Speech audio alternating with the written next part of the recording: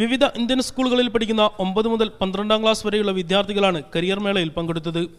4 സെഷനുകളിലായി വിദ്യാർത്ഥികൾക്കും രക്ഷിതാക്കൾക്കും ഒരുപോലെ സഹായകരമാവുന്ന രീതിയിലാണ് പരിപാടി സംഘടിപ്പിച്ചത്. കരിയർ ലാബ് സെഷനിൽ വിവിധ പഠന വിഷയങ്ങളിൽ വിദഗ്ധർ ക്ലാസുകൾ നയിച്ചു. വിദഗ്ധരുമായി വിദ്യാർത്ഥികൾക്കും രക്ഷിതാക്കൾക്കും സംവദിക്കാനായി കരിയർ ക്ലിനിക്കും ഒരുക്കിയിരുന്നു.